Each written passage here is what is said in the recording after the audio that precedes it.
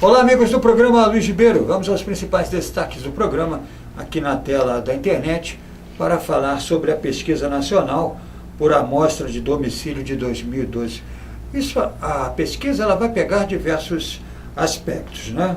Vai pegar mercado de trabalho, acesso aos serviços públicos, bens duráveis, educação. Eu queria pegar um ponto aqui apenas, que é o dado que sinaliza a concentração maior de renda, indicando que o rendimento dos que estão no topo da pirâmide, ou seja, 1% mais ricos, cresceu 10,8%, numa velocidade superior à média, portanto, e à faixa de menor remuneração. A renda dos 10% mais pobres, essa renda cresceu 6,6%. Então, dos mais ricos, 1%, 10,8%, 10% dos mais pobres, 6,6%. Nós temos até uma foto aí de um contraste social. O Rio de Janeiro até lida bem com isso. Agora, o que eu quero dizer é que nós temos que diminuir essa desigualdade. Como é que você faz isso? Você não precisa ter, em um país, em uma sociedade, uma pessoa que ganha um salário 100 vezes maior do que o outro. Você tem que diminuir essa diferença. O governo até tenta, remunerando o salário mínimo, aumentando, mas o ritmo, e agora estagnou, não pode ser esse quadro que nós estamos demonstrando aqui agora. Isso aqui está provado.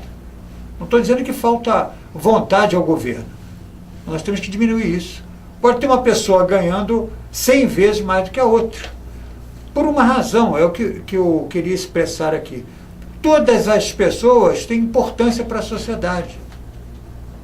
Por mais da ideia que se ator, seja... Não importa a profissão. Todos, desde do funcionário que vai cuidar da edificação, como você está vendo aí, porque esse é um retrato. Aquele que está ali na favela, ele constrói aquele prédio lá. Depois, ele acaba a construção, esse é o retrato do Brasil. Acaba a construção, o que ele faz? Ele até arruma outro emprego, ele cria esse tipo de moradia. Se ele tivesse uma remuneração não tão distante daquele que mora lá no prédio, ele poderia alugar, depois comprar a sua casa. É disso que nós estamos falando nesse momento aqui. É reduzir as desigualdades. Isso vem através de trabalho e remuneração. Mas, por trás desse pensamento do trabalho e a remuneração, nós temos que ter um compromisso ético que todas as pessoas são importantes para a sociedade. Todo serviço é bem-vindo. Toda pessoa merece uma remuneração digna. Se a gente não tiver essa visão por conta do mercado, vamos continuar com uma desigualdade muito grande, o que não é bom para o Brasil. Seguimos aqui para falar, minha gente, sobre o painel intergovernamental de mudança climática, que emitiu um relatório. Os cientistas estão fazendo uma advertência, dizendo que eles subiram, inclusive, o tom do alerta. Eles estão dizendo que houve uma subida acelerada do nível do mar e do derretimento do Ártico. E nós estamos diante de uma ameaça. E aí eu quis colocar aí esse iceberg para dizer o seguinte: do jeito que nós vamos, consumindo como nós estamos consumindo, poluindo como nós estamos poluindo, o mundo todo, os mais desenvolvidos que deveriam, inclusive, dar o exemplo, e não dão o exemplo. Porque o subdesenvolvido, ou melhor, em desenvolvimento, quer consumir. E as pessoas mais pobres também têm o direito. Mas se não houver uma política global, no sentido de quem está cobrando também apresentar resultados satisfatórios, nós vamos ficar com a ideia, por isso que eu coloquei aqui um iceberg, para lembrar do Titanic. O barco vai, está todo mundo tomando vinho, é uma maravilha. Você só escuta ali a música, aquilo ali parece que o mundo é uma maravilha. Quando vê, nós estamos diante de uma pedra desse tamanho. O que aconteceu com o Titanic? Afundou. É nesse sentido que esse grande barco chamado Terra está caminhando. Nós estamos escutando barulho de festa, de talheres, há um falatório muito grande e tem uma pedra dessa aí na frente, esperando. Se não mudar a política, nós estamos numa dificuldade muito grande. E para fechar, uma notícia que não é muito boa aqui para a gente não do Brasil. A grande maioria dos estudantes brasileiros, 90%, minha gente, chegam ao fim do ensino médio sem ter aprendido o suficiente em matemática. Eu vou repetir, 90%.